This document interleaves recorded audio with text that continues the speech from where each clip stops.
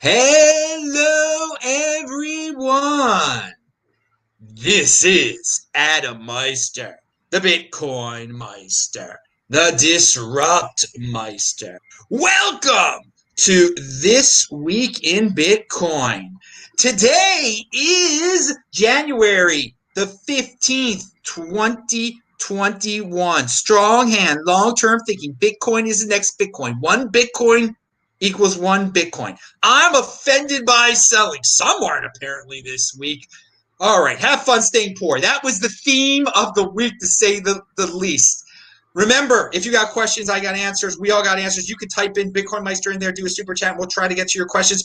It is This Week in Bitcoin, and we've got a great panel here. Surfer Jim returns. Brandon Quinton returns. Hey, and Pirate Beachbum, you've seen this dude on Twitter all over the place. He's doing great things out there. Finally, I get to meet him over the internet, not just on Twitter. We get to hear him. Oh, I am so excited. I mean, we should all be excited. The last time these two guys, because Pirate hasn't been on the show, the last time these two guys were on the show, I mean, what was Bitcoin was a lot less than $20,000. Now we're at $35,000. 28 Bitcoin make you a freaking millionaire. Now, of course, you value your wealth in Bitcoin, but there are plenty of people that value, they're fiat freaks. So we're gonna get into this fiat freak thing at first. And this week, Bitcoin, last week we reached an all-time high. This week, it quote unquote crashed down to 30,000, then back to 35,000 now. And there are people out there. It seems like these fudgers are coming out of the woodwork saying, "Oh, it's a bubble. This is a bad time." That we are living in a freaking golden age here. This is freaking unbelievable how high Bitcoin is right now. Yeah, we've got these naysayers out there. Now, are they excuse makers? Are they negative Nazis? Are they just having fun staying poor? Because we got this article out here. I can't even believe it. I mean, and the guy's clearly going for clickbait. What is it here? The Bitcoin dream is dead.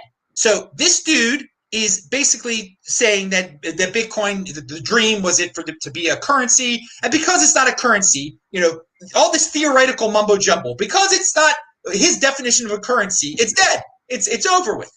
Even though so many people have done so well, it's a store of value. It's gold 2.0. All right, enough. I've given you the intro to this week. What I felt came out of this week was a bunch of FUD and noise and all this. Bernie Sanders, we're going to talk about Christine Lagarde. So let's start off with Brandon here. Have fun staying poor. What's your thought on the overall FUD level of this week? Is it shocking? I mean, are we going to have to put up with this in 2021? Like when Bitcoin hits $100,000, are people going to say Bitcoin is dead? I mean, we're living in a backward world. I mean, it's interesting times to say the least. So Brandon, comment on the article or in the overall FUD level. Yeah, thanks for having me, guys. Super excited to hang with you guys here today. Obviously, Bitcoin is the center of most of our intellectual time spent, so it's good to connect live. Quick first thoughts on the article. So this is the classic example of I want Bitcoin to be a currency, a peer-to-peer currency like Satoshi wrote in the paper, which again is just a misinterpretation of what this thing is. And, they bring up all these points like high fees make it bad for a currency, or they compare transactions per day to credit card transactions per day, another misinterpretation. He claims many of the transactions are used for drugs, all this nonsense. And the net of his point is essentially saying that Bitcoin is too valuable. It's working too good as a store of value that it can't be a payments network anymore. And so let that sink in for a minute. The complaint is that it's working too well to do this other money thing. So I consider this a complete nothing burger. I cannot believe it got so much attention. It's a pathetic critique, and the person writing it should be ashamed of themselves.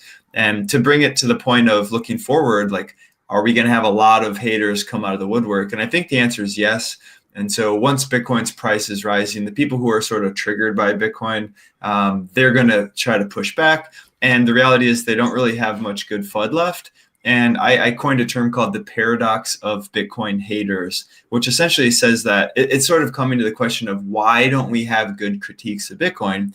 And the paradox is that if you study Bitcoin long enough to actually formulate a good critique, you realize that the inevitability of Bitcoin, and you realize that you should just own some. And so all the haters who could have a good critique, they end up owning Bitcoin, which means you don't want to try to critique it in these cheap shot ways anymore. So that's my 2 cents. All right, that's a pretty good explanation of why we're getting this regurgitated FUD, because it's regurgitated FUD, and there's it's some of the stuff that's calling it a bubble again. I heard it 2013, 2017. I ignore it most of the time, but this week was a week it was just right in your face. All right, so Pirate, before the show, you were saying this sounded like a Bcash person. Yeah, it sort of does. Like, if the guy, why does the guy just get on Bcash? Okay, sorry, you take it away, Pirate. Welcome. When I read that article, like it reminded me like of Roger Ver's talking points, and it seemed very coordinated. Like and also just from working on the back end as an editor, for Bitcoin articles, I used to see these articles that would come in, and like I would just kick them out because they were just so disingenuous and what they were trying to do. And in that article in particular, to me, like I don't understand why it got so much play. I mean, it was a Medium article, and then they put the title on Twitter, which we know there's some incestualness between those two. So it's a strange article, but the overall FUD that we're seeing, it just seems to me like this always comes up. You have people who want to get their name out and just like be popular. Then you just have people who like this article that we read. I think that was a disingenuous article by someone who just has an axe to grind against Bitcoin. And then the other FUD that we're seeing too is I think regulators, governments and regulators are also pushing out their FUD because now they're like, oh shit, here it comes again. Now we're going to have to do something. So they're kind of setting the tone for what they want to do. But overall, I mean, what would we want? Would we want Bitcoin to be boring? I mean, I don't care. Like FUD is a good thing. It means cheap Bitcoin, and it means that Bitcoin is actually working, and that it's going to provide an opportunity for some people to buy some cheap Bitcoin, and we'll move right through this. All right, pound that like button, everybody. Surfer Jim, your time to take over. Oh, okay. Well, if you're a writer and you're going to write a piece on something, if you don't know all the facts, it doesn't take very long to do a couple hours worth of internet research. And he could have found out that this is pretty much word for word a copy of 100 other articles that have been written over the last 10 years. Come on. It's a joke, really, because it's the same exact FUD. It's not fast enough. It's not this. It's not that. And so that really does make it silly in 2021 that this kind of an article can get this much attention.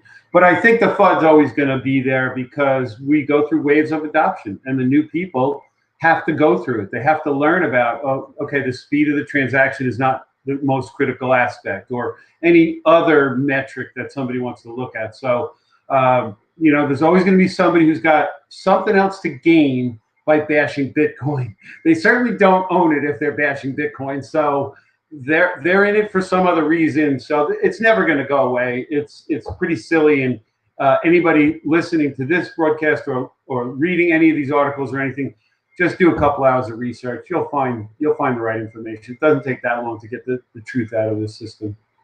I think it got so much play because he made a great clickbait headline. I mean, it said Bitcoin is dead. And it's like, I think to the Bitcoiners, like, we think like, okay, we've got a site that actually says, the Bitcoin obituary site. You think that there are not going to be any ones added to the obituary site when it's going from freaking 20,000 to 40,000 in like less than a month.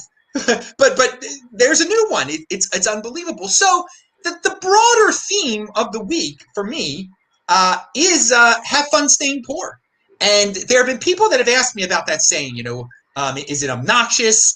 And I don't think it is obnoxious. I think it's necessary. You need a simple reply to some of the nonsense that's out there. So newbies can see like, well, wait a second.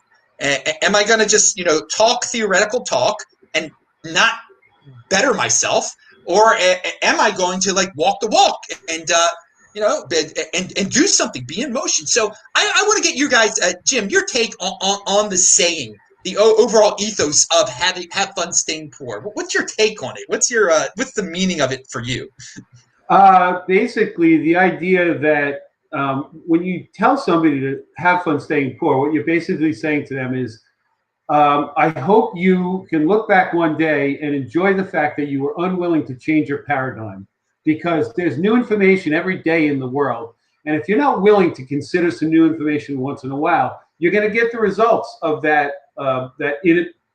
unwillingness to look at something new. Because ultimately, if you ignore Bitcoin, you are going to be poorer than you would have otherwise been. So we hope that you're going to have fun in that paradigm. Otherwise, take a look, because it might be worth it. Actually, it will be worth it.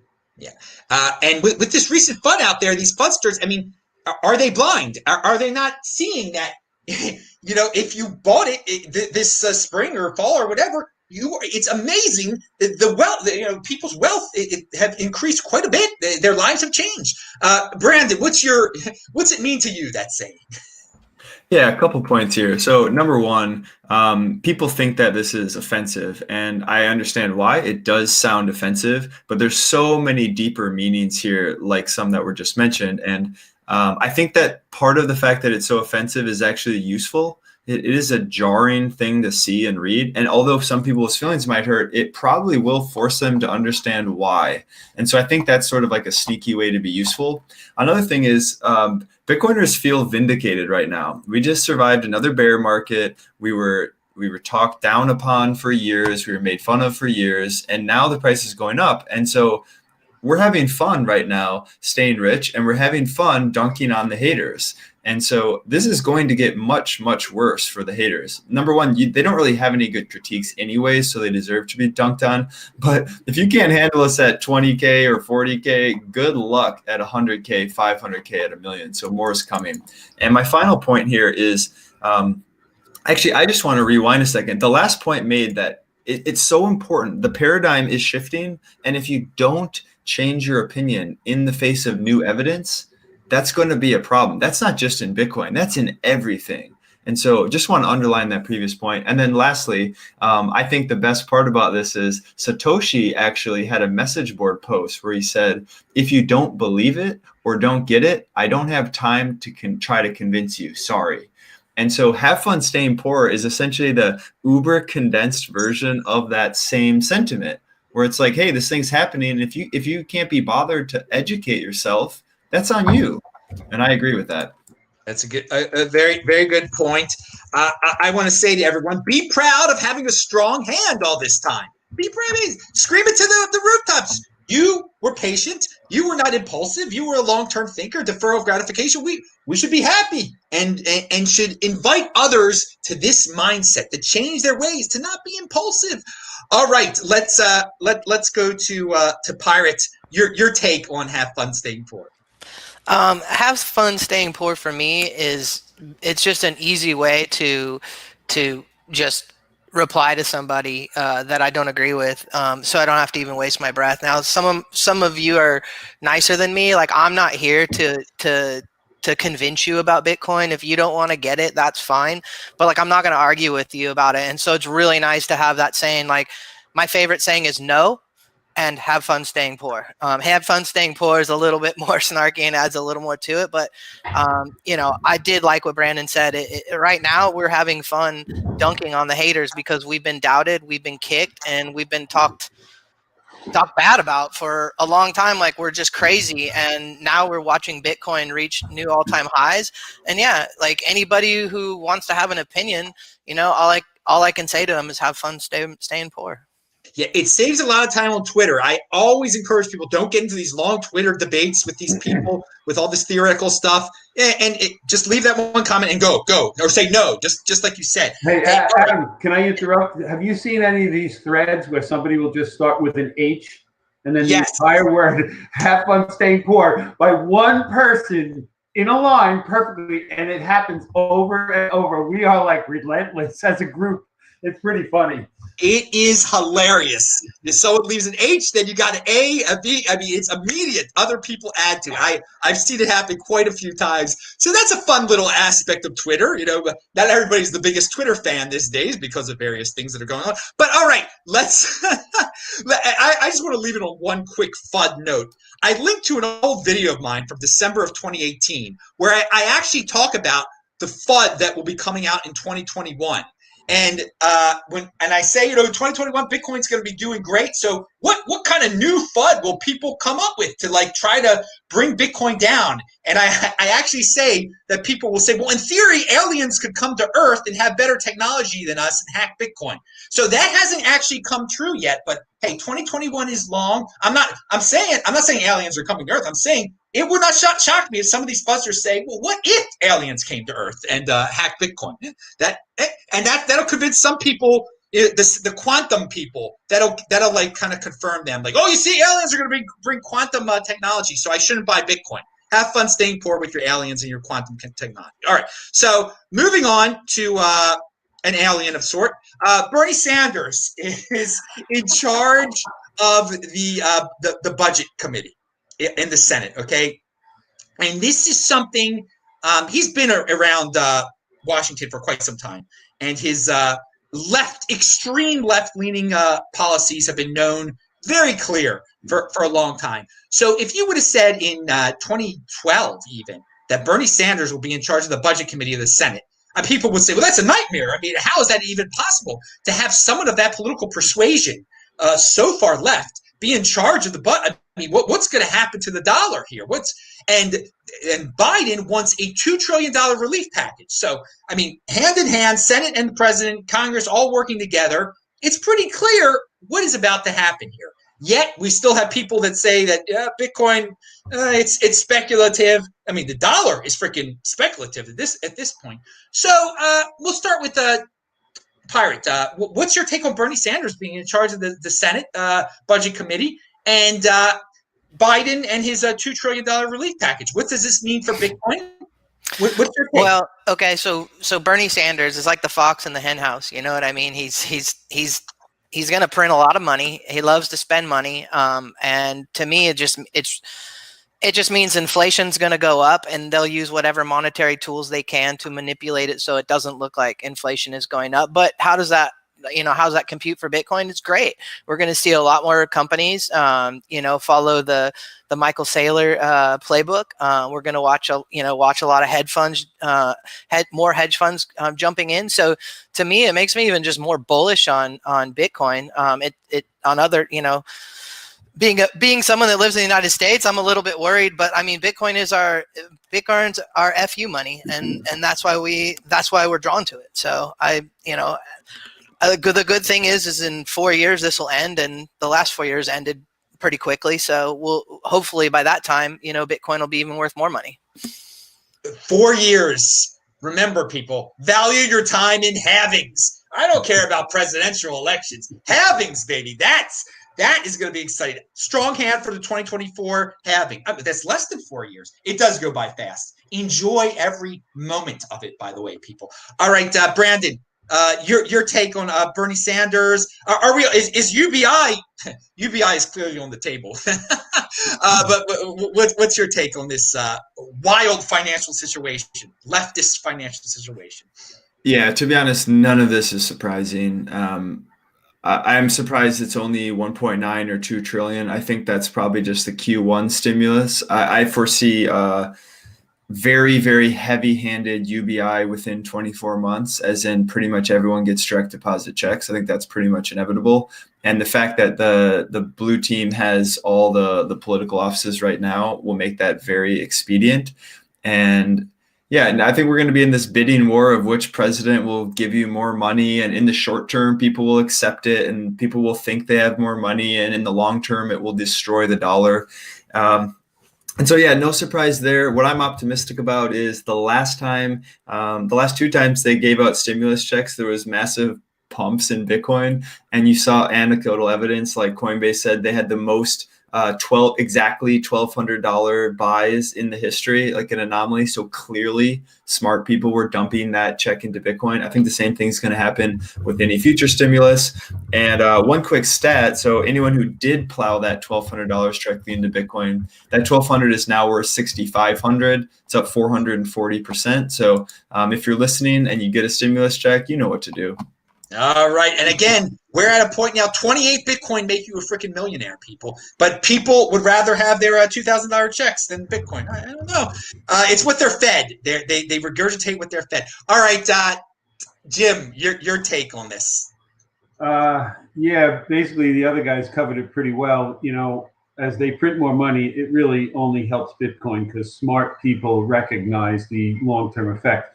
The people in charge of the money, or the ones that believe they should just keep printing lots of it and hand it out, I don't think they're really knowledgeable enough about the long-term effects. I think some of them have a large amount of hubris and believe that they know what they're doing, or that they just know better than the rest of us. Who knows?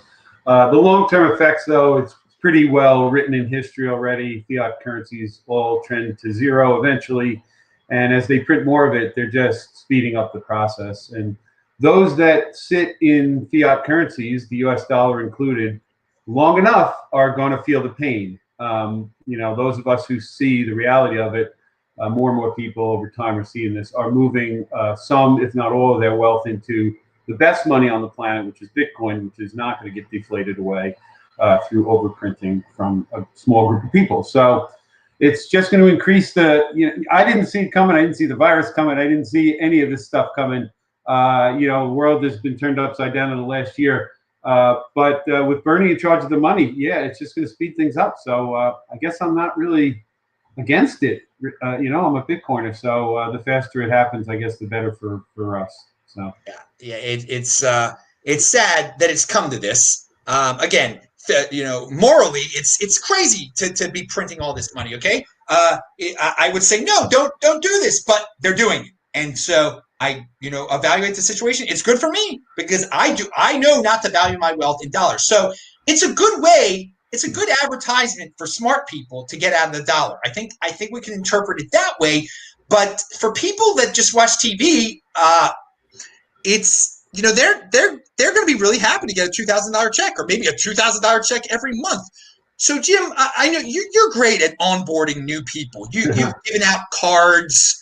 I mean, to people, to, you know, telling them about Bitcoin. How are these? How are the masses going to come into Bitcoin, or are the hordes going to come into Bitcoin? We do have some new people coming in now because they've heard about it on the news. But what are some good ways in 2021 to get people into Bitcoin here, or should we even try? I think it's to everyone's advantage, for those of us who know what we're doing, to onboard people with truth. And so there is a ton of great websites. Your podcast is one that I highly recommend. Brandon's articles. I wrote an article that a lot of people seem to like, comparing real estate to Bitcoin.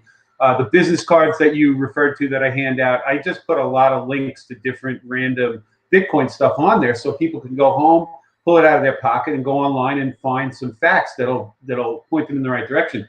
And because so many people still need to learn about this, it's kind of incumbent upon us, if we care, and if they care, if they want to know, to steer them in the right direction. So that's where I put my effort. I try to debunk any FUD that I hear, and just you know, I'm willing to discuss it with anybody who's willing to discuss it in a fair way, ask me reasonable questions, and give me time to answer them. You know, there's a lot of people that don't want to do that. They just want to cut corners, and they want to believe what they want to believe. And you gotta pick and choose. You don't want to waste too much time, but I think it helps if we give some people our time and steer them in the right direction. But then the thing is, Adam, there's more and more content every day, and you do have to weed through it. Us guys that have been around for a number of years, I can point to enough sources that anything from that source is worth listening to, and that's what we need to do. And there's hundreds of sources. So I want to remind everyone, this is where the big boys play. Okay, so what we've got going on is the retail investor I see out there, the normie, really does get caught up in getting their free money and spending it and whatever. And if the media says it's Bitcoin is scary, they believe it. But what's happened over the last, I guess, 6 months since the summer is these institutions, they don't buy any of this noise, okay? That article that came out, they laugh at it, all right? The FUD is not affecting the dudes that are in charge of these institutions. And guys like Saylor, guys like GBTC, they are clearly getting into this. And I think they're laughing their backsides off at all the FUD that might be sort of suppressing the price. They think they're getting a beautiful deal. And I think what we're going to end up with is that a lot of people are going to say, well, how did the rich get richer? Well, the rich got richer because they have strong hands and they are not affected by all this noise. So And they're onboarding themselves. They don't need like someone to hold their hand or anything like that. So it's very interesting times that we live in, because the opportunity is out there for anyone. But I mean, what's clear is that, even though there are plenty of people that are buying on PayPal, and yes, eToro has run out of Bitcoin, and those are good signs. Those are good signs for the regular Joe. But I got to tell you, man, this has been institutional. The last 6 months. That's clearly one of the big reasons the price has been pumped. So I went off on a little tangent there. I know, Brandon, you wanted to talk about onboarding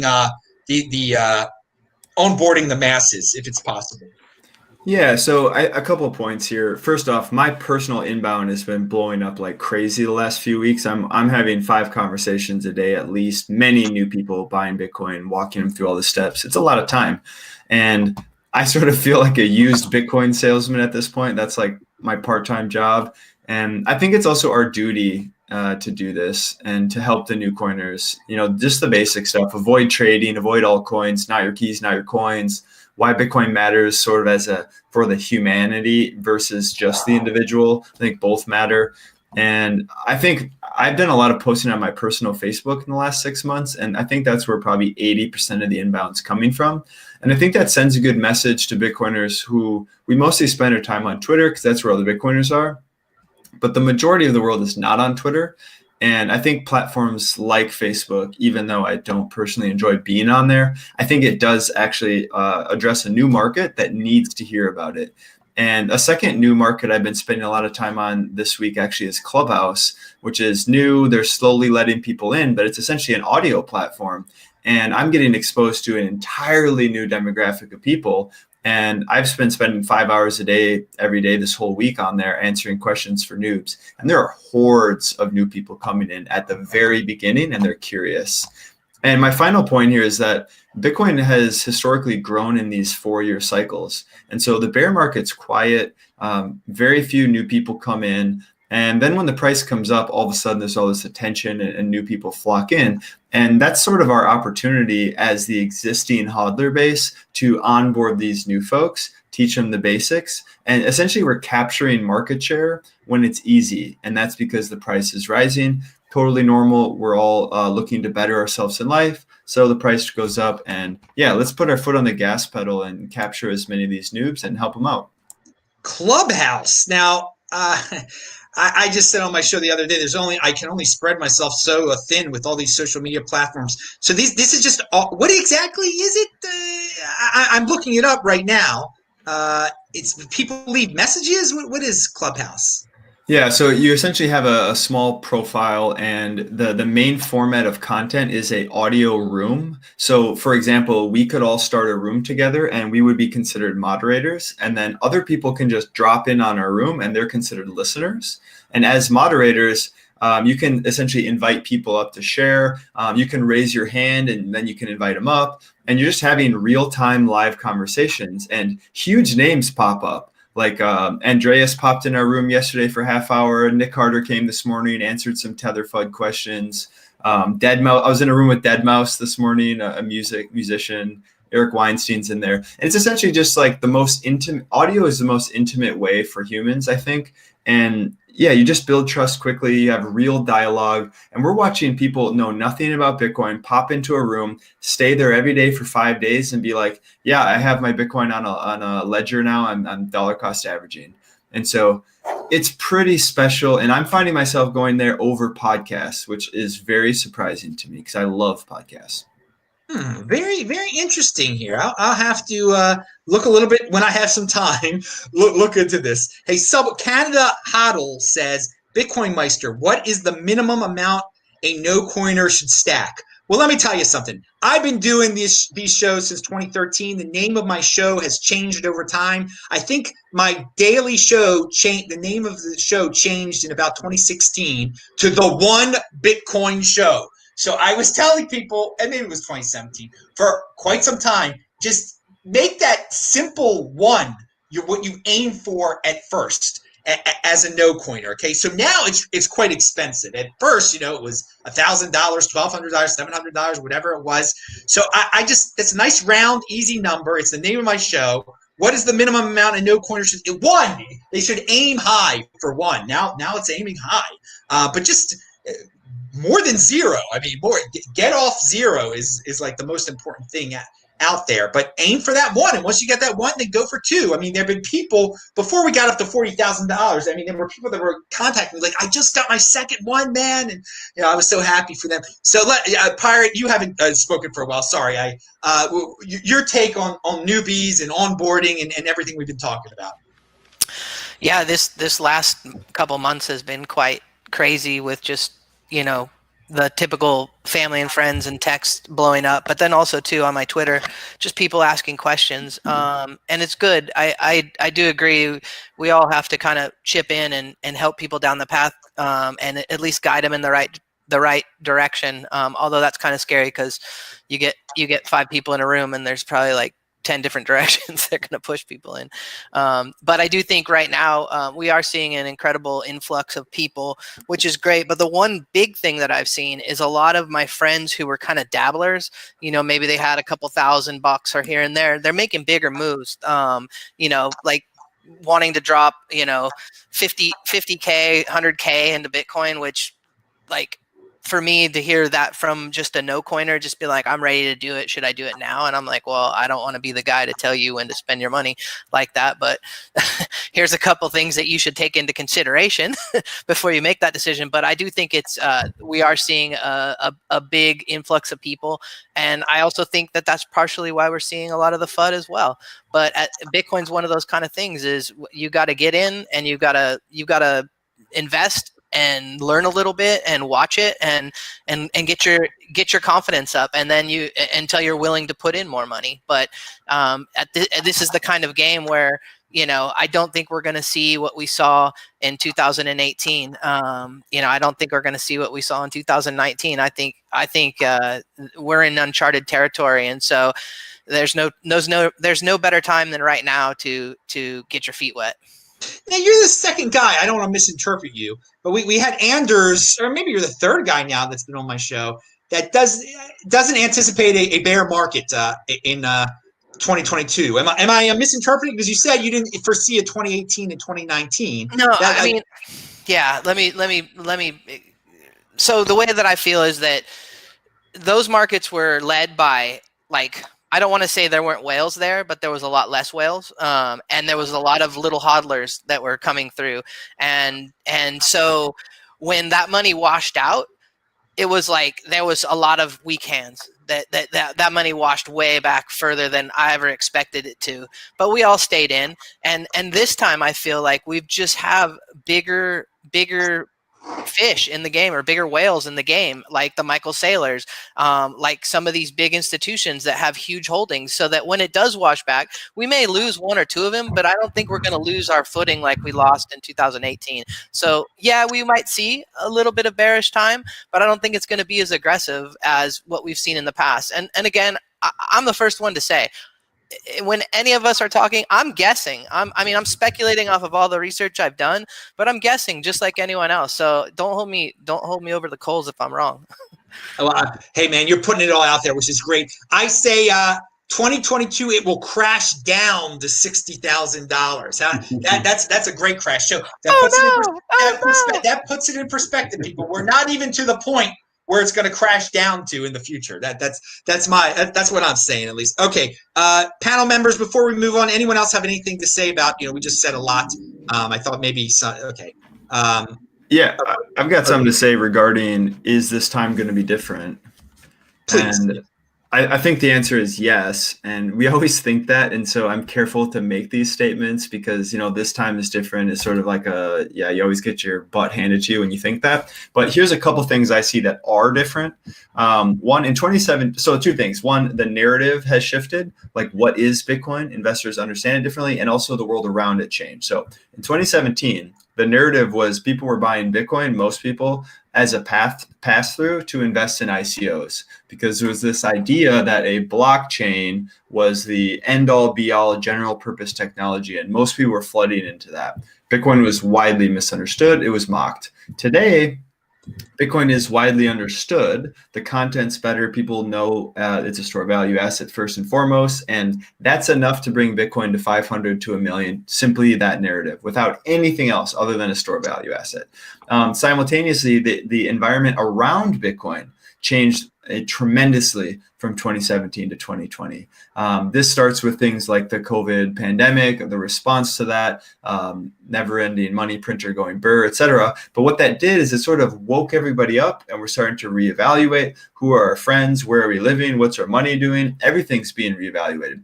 And that's from the individual level and also the corporation level with things like Michael Saylor, Square, Mass Mutual, the long list of folks there. And also countries are starting to think about this a little bit differently. And so we're starting to see states competing for people to come for Bitcoin. You're starting to see nations mining, starting to see all this kind of stuff. And so, yeah, essentially the world changed, and now we actually need Bitcoin. Much more people need Bitcoin for the first time ever, and they're starting to realize that. And so how does this play out in terms of a downside? I actually don't think we'll see anything close to an 80% downside. And if we do, it would last a couple months. Like, we might blow off to 900K and come back down to 300 or something like that. But I don't see any extended bear markets because smart buyers are on the sideline and they like discounts. So any big dip, the value proposition didn't change. And I think big money will scoop up those dips. Yeah, the big money has been scooping up, clearly been scooping up the dips that have been the small dips that we've seen. While weak hands out there are like, oh, you dropped 10,000. All right, pound that like button, everyone. I want to say that, we're talking about, I was going to ask about predictions, but so I ask a specific prediction to everybody. We'll start here. What do you think? Will this be the year that a country announces that it's buying Bitcoin? Brandon. I think yes. But I don't think it will be any large corporation or country. I'm expecting a micronation or a rogue state to come out and say it publicly. I think what might actually already be happening is Venezuela and Iran. I assume that they both are actually accumulating. But you kind of have to sift through the news there. And so I would not be surprised by, let's say 365 days from now, a tier 3 nation says we're putting Bitcoin on the balance sheet. And it's very important. There's a big difference in doing it secretly and somebody did it. Because once one of them says they did it, then the other country is going to have to, compete at that point. I think that will be huge. So I don't know if that announcement will be made this year or not. I hope it is. How about you, Jim? What do you think? Do you think this is the year that a country announces it? Well, you segued perfectly into that because the entire discussion is leading in this direction. It's going to happen, whether it happens this year or not. It's going to be the reoccurring feedback loop that is Bitcoin, only on a larger scale. And the pullbacks that you talked about in the last segment, I think they'll be smaller percentage-wise. Dollar-wise, they'll be bigger. I mean, I see $1,000 drop in an hour all the time now, and I think, holy crap, we waited weeks for $1,000 or months for $1,000 move years ago. So obviously, the scale of things is going to change. But there's so many people left that have to learn. Even really wealthy people that are just now starting to, wait a minute, do I really need to look at this? Older people that don't want to be bothered, moving into the future. There's a lot of resistance, but as it goes up and as it pulls back and then people scoop it up, it's just I just don't think the big pullbacks are going to be the same. And when they are, big money will pick up. Just like every time I see a dip and I go another couple $100, somebody else is going to go a couple $1 million on a dip, because they can easily do the couple million, and it'll just support the price up until it just keeps going through 10 million someday, and who knows where. So, yeah, that's my overall take on the whole thing. All right, Pirate. Will there be a country making an announcement this year? I think so. I think we've actually heard some soft announcements from some of these rogue states that are sanctioned against, like Iran and North Korea and Venezuela. I think that it's only a matter of time before they become more public about it. And I mean, look what's going on in Miami right now. Like, yeah. I mean, the city of Miami wants to put money in Bitcoin, which I think is genius. I watched that little clip of the mayor, I think, was he the mayor? Yes. I mean, he was so well spoken, and I mean, he's speaking the language of Bitcoin. And talk about, you want to get people excited, warm weather and a Bitcoin friendly city. Like, please sign me up. Yes, I'm glad you brought that up, because we're going to talk about that. Obviously, I am in Miami. Coincidentally, I picked this city to be in, and I've already decided to extend my stay here until March the 24th. People here are quite free. People are out in the streets. It's like a normal place. I mean, again, we've been living through some interesting times where a lot of cities are depressed. I mean, New York is a disgrace now. It's, they were supposed to be the bravest people on the planet and everything, and they're all locked down. But here in Miami is what New York was at one point. I mean, it is vibrant. It is awesome. So coincidentally, this mayor, the Winklevi, come visit the mayor, and he's all saying this is going to be a crypto city or a Bitcoin city, whatever you want to say. And good, he's in motion. He's not scared of anything, and I love it. And it's linked to below. So I guess, Pirate, you just gave your take on that. Anything else that you want to add commentary on that video? And do you see maybe this will be a wake up call for some other cities too? Well, I don't know.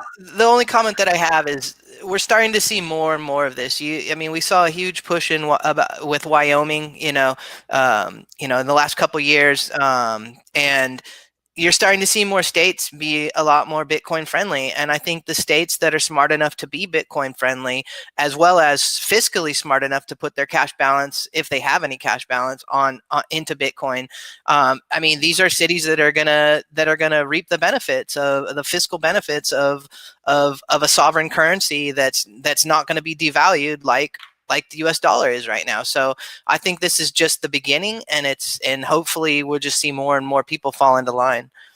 Again, it's a little bit beyond Miami, because Florida is it's a free state. Florida has been doing great during this entire situation. So it's no shock to me that the first city that wants to be a crypto city is Miami now, and it's beautiful. I mean, it's the best of everything here. I got to say, I'm loving it. Wyoming's cold, and I wish them all the luck in the world. She's doing great things over there, Caitlin and everybody. It's great. All right, so we've got a guy from the New York region up there. A lot of people, Surfer Jim, love to come down to Florida from New York and New Jersey. What's your take on Miami? That video that I sent out. Oh, yeah. Well, like you said, it's only a matter of time. Municipalities, government agencies at all levels are going to, what is a government? It's just people. And people are going to get it at all levels of life, in every occupation. People get it, and they go, wait a minute, we gotta do something about this. So now you got a mayor in charge of a city, and he probably either owns Bitcoin himself, or he's going to very soon, and then realizes, well, if it's good for me, maybe it's good for the city I'm supposed to be in charge of here, and maybe we should look into it. And that's just a natural progression. You got Cynthia Lummis from Wyoming, the first woman senator from that state who owns Bitcoin and understands it. And of course, she's going to be talking to all her colleagues, and one by one, each individual human being is going to understand the value. And in their role as a public servant, some of them want to do good, and they're going to push it forward to the best of their ability. And over time, as generations change, as more knowledge comes out, as Bitcoin gets further into the future and shows its resiliency and its value, it's just an inevitable path. It's going to happen eventually. All right, Brandon, your take on Miami. Yeah, I think this is actually a really important step on the path to our governmental units treating us more like customers instead of citizens who are stuck. And so based on transitioning to the internet, our money's in our head, all these trends of essentially uploading humanity to the internet, what that essentially does is it decreases the requirement to live in a specific place. And so essentially we're all becoming more mobile. And this is really good, because now we see cities competing, states competing, countries competing. They all want our business. And when the companies are competing for our business, that means we win as the customers. So I think it's overall extremely positive. COVID kicked off a mass migration amongst the wealthy elites as well. So they're moving all over the world, and a enterprising young mayor wants to attract that capital. He's doing a fantastic job. And also with the states, we have Wyoming, obviously, with the special purpose bank depository institution banking license. They're trying to bring crypto people in. Kentucky just said there's no tax on Bitcoin miners in their state. And so we're starting to see this thing. And I actually tweeted yesterday saying the first state to put Bitcoin on their balance sheet will become so wealthy that they can eliminate income tax. They can have better infrastructure. They can offer better benefits to people who live there. And so there's a huge incentive to do this. It's similar to Norway's sovereign wealth fund, where they essentially have a ton of oil. They just collect the oil and put a bunch of money in the bank. So now Norway as a state has nearly infinite money, which allows them to provide good services for their citizens. And so, yeah, I think the next step after states will be countries. And we mentioned this prior, but mining Bitcoin is a national security threat. And the states just don't know it yet. And yeah, okay, at Bitcoin at 40K, it's not actually a national security threat, but if Bitcoin continues, mining will be. And so I see that becoming a massive industry, and for good reason. All right. Yeah, one of these United States, if they, I don't know if any of the 50 states have the cojones to do what you said, to basically do what MicroStrategy did. I hope so, because that state will become, there will be, yeah, they'll be able to run their state. They won't need any help from the federal government, any bailouts or anything like that. Well, we're talking about creative bureaucrats and creative governments. Let's go to the opposite. Christine Lagarde. She wants to have a global regulation on Bitcoin. The European Central Bank head. Oh, technocrats. All right, Brandon, what's your take on Christine Lagarde? Is it just noise? For me, I just ignore it. I mean, there's really nothing she can do, but it does freak a lot of people out, and it gets the fudsters really happy. I'll tell you that. Yeah, I don't have a lot to say on this. I would just say, like, screw the banking class. They're out of touch. They're full of it. She was charged. I don't remember the exact thing she was charged for, but she essentially just got off. And her quote was, after she's charged for, I think it's some sort of money laundering. It was a big deal. And what she said was, there comes a point in time when one has to stop, turn the page, move on, and continue to work with those who have put their trust in me. She's essentially saying the rules don't apply to me. I'm voted in. I'm the emperor, and do as I say. And she has the cojones to attack Bitcoin for money laundering. That is hilarious. That's all I have. Yeah. Leaders can get away with it. They attack people for things that they in fact have done in the past. So, Jim, your take on Christine Lagarde in wanting a worldwide regulation for Bitcoin or something? I'll be blunt. I'll be polite. We have some people on the planet that are adults, and they were little babies in diapers just like the rest of us. And they found their way in positions of power. That power is supported by people with guns. Those people with guns are paid with money created by the people in power. So as you can see, it's a self-fulfilling feedback loop. It's like, the old Italian mafia that would come into a neighborhood and would be in charge of the neighborhood, and the neighbors didn't really have a choice. And by the way, you have to contribute. So, there's a little bit of extortion involved, but we'll take care of you along the way. It's okay. And that's all this group of people is. Every government at every level and central bankers that pull the strings are just other people. And the only reason they get away with it is because they control the money. And now that's going to change. The money is no longer in control of a single group of people. It's run by math. And anybody's allowed to join the system. You don't need an email. You don't have to sign up with anybody. You could just own Bitcoin and be part of the new monetary system of the world that's going to revolutionize everything.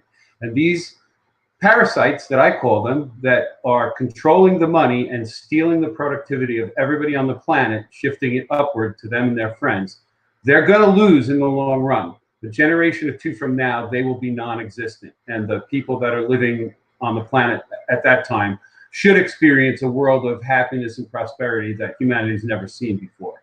I hope I'm around for some of it, but I think it might happen a little bit past my lifetime, but that's okay. I want to help make it happen. So I'm here to do the best I can to see that fulfilled in future generations. Buy that life extension technology. May it come out soon, so we can. Bitcoiners will be first in line for that stuff. I know. I'm very interested in that. All right, Christine Lagarde, your take there, Mr. Pirate. Yeah, I think she always kind of speaks up every time Bitcoin kind of starts to roll a little bit. But I think it all comes from arrogance. Like this is like this. I consider her not a ruling class, but like that elitist kind of mentality of like you can't tell her how it's going to be, and so she wants to dictate to everyone how it's going to be. And what they don't understand is that Bitcoin is censorship resistance. It's immutable, and there's nothing they can do to stop this. And at the end of the day, I kind of ignore this. It's just I'm so desensitized to these people, these central bankers making these statements. To me, it's typical, but it's also just the rumblings of what's yet to come, because they will make a push. I don't know that it's going to happen soon, but it's going to happen, and that regulatory FUD that comes from it will weather the storm of it, and Bitcoin will prevail, because, like I said, like they can't do anything about it. I don't even think that she is nervous about Bitcoin. I think it's more of an arrogant perspective on Bitcoin.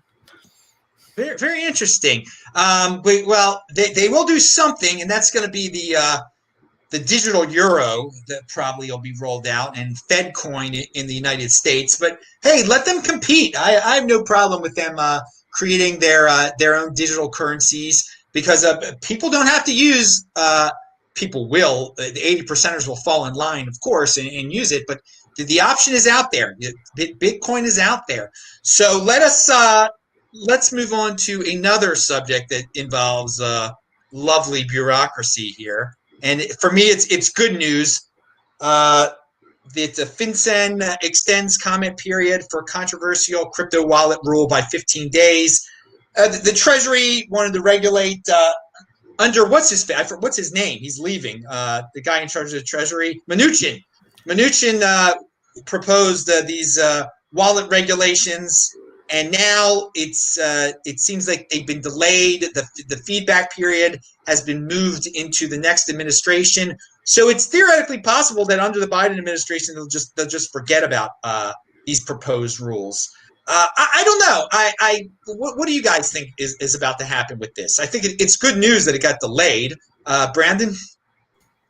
Yeah, first, Mnuchin is a D-bag for trying to push this through. So normally when they propose new rules like this, there's a 60-day comment period. And he said, we're going to do a 15-day comment period. It's going to be during Christmas and New Year's during a pandemic, which is extremely offensive to the industry, and it makes his office look immature and pathetic, which they are. But this demonstrates that. And I'm optimistic to see the crypto Bitcoin extended the entire industry come out in full force here and leave tens. I think it was over 10,000 comments. I don't know how big the number got, but a very large amount of people left extremely thoughtful critiques to this legislation.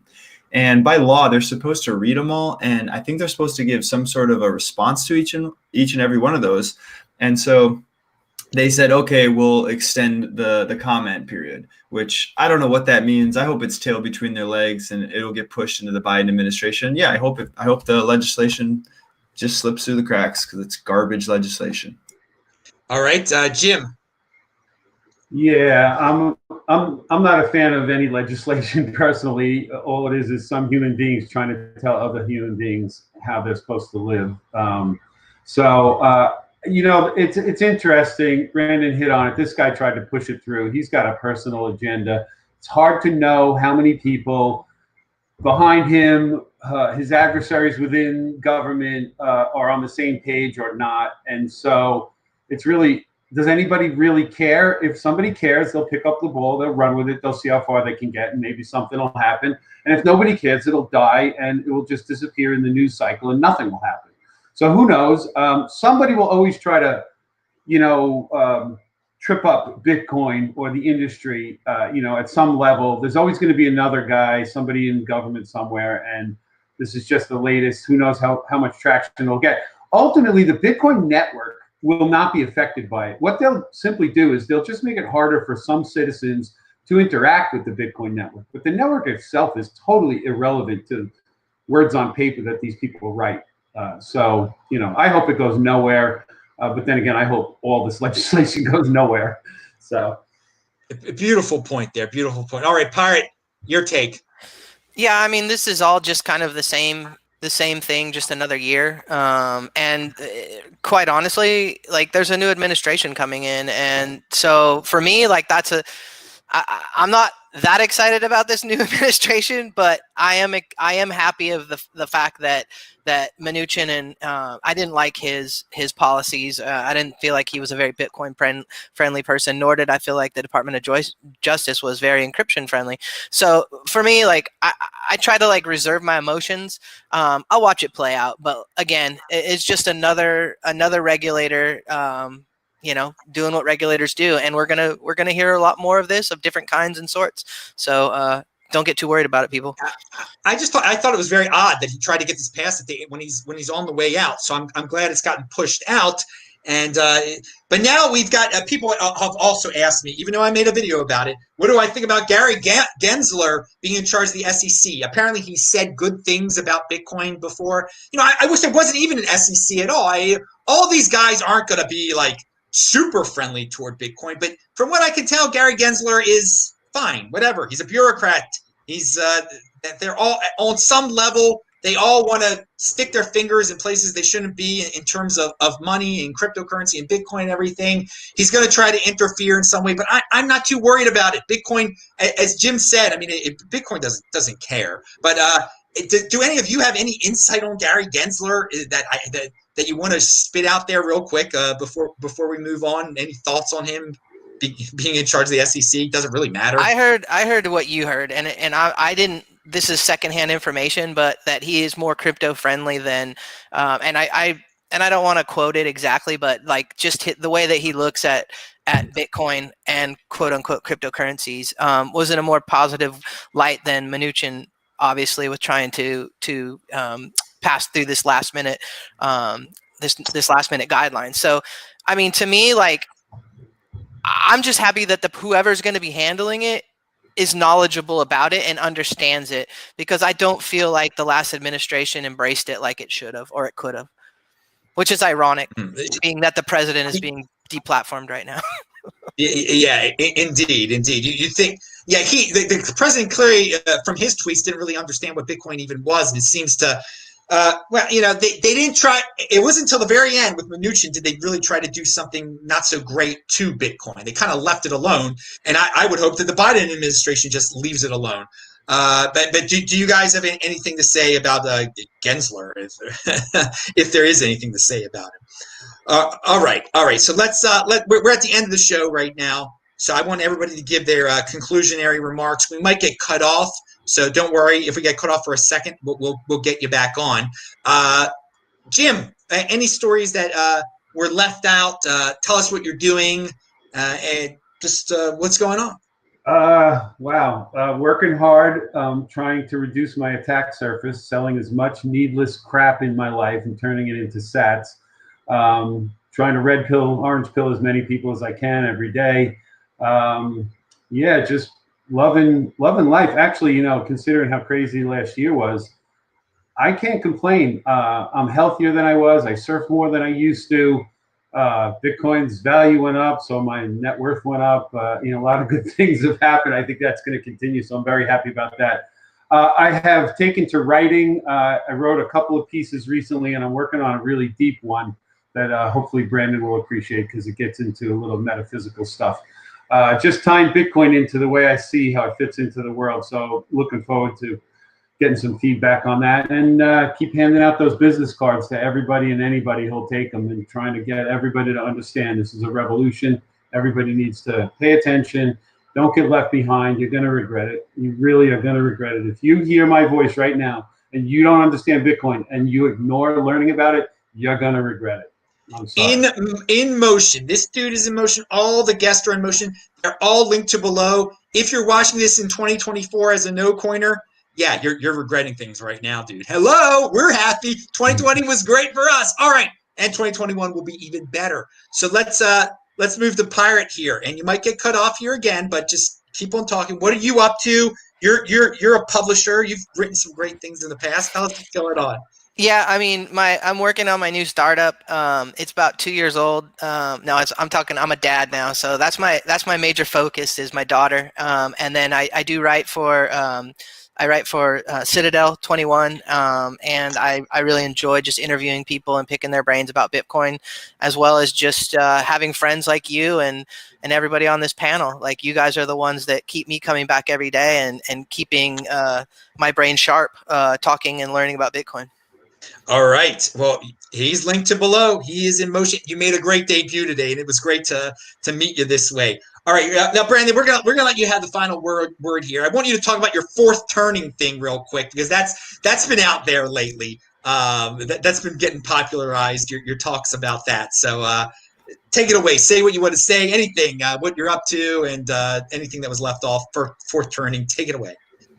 Yeah, so first I want to comment on the surf conversation. I'm also a surfer. However, I'm currently living in Minnesota and all our lakes are frozen except for Lake Superior. So technically I can put on a thick suit and have my beard be frozen and surf on the Great Lakes. But come on. There we go. Keep going. Okay, so yeah, I'm jealous of you guys surfing. Again, stuck up in Minnesota. Thankfully, I'll be heading down to Baja, Mexico, and/or Puerto Escondido in Oaxaca in February, March. So I'll be able to catch some waves.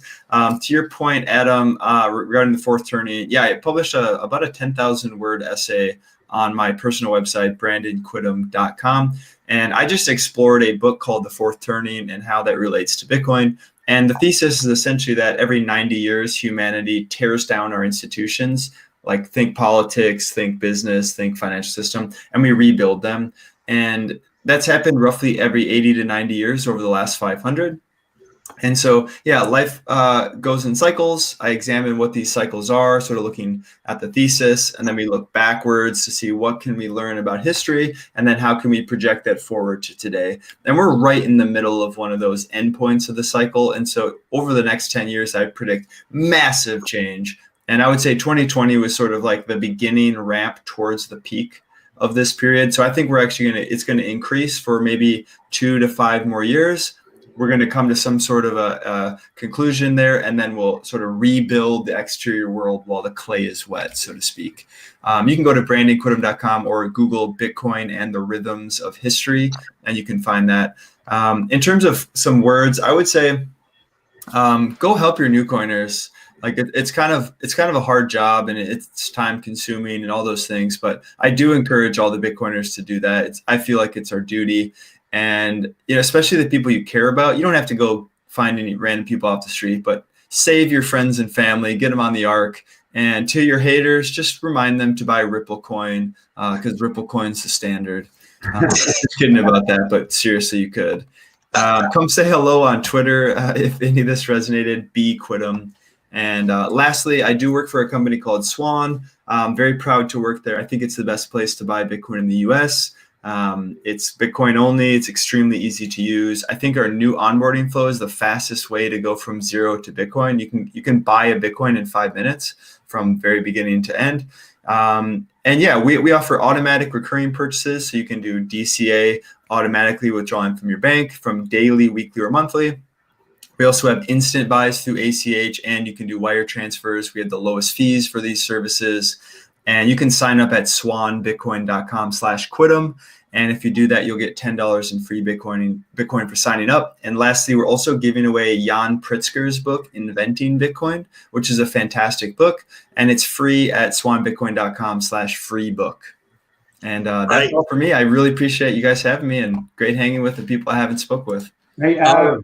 Yes. Can I tie the surfing thing back together with one last thing? So you got 3 surfers on the podcast today, and Brandon might not know that I'm involved for the last 5 years with a good friend of mine since high school and his son working on the Long Island Surf Park. And I expect a lot of my Bitcoin friends are going to come and learn to surf in our surf park once it's built, hopefully in about a year, including yourself, Adam, because I'm not sure that you're a surfer, but you're very fit. You can do it. And us guys will get in the pool with you, and you'll get the surf stoke that we're all used to. You'll love it, dude. It's dude, awesome. I know about the ocean out there. I've been to Wildwood, New Jersey in my youth, Wildwood Crest, New Jersey. I never surfed, but I like that cold Atlantic Ocean. Now, will I step foot into New York or New Jersey anytime soon? who knows what the next year is going I to don't bring. blame you. I don't blame you on that part. It's going to be here. If you ever find your way to this area, I'll take you to the surf park. You can get a free surf lesson on me, and you'll stand up on your first day because we can control the wave perfectly. So it's going to be good. Okay, but it seems like there are a lot of surfers in the Bitcoin community. I've encountered quite a few. It's something going on. Something's in the air. All right, dudes. Very good way to end the show. In motion. I'm Adam Meister, the BitcoinMeister, the Disrupt Meister. Remember, every Friday I bring you the best freaking guests in the space. Next Friday we're gonna have a new dude on. I know that. We had a new one on this week too.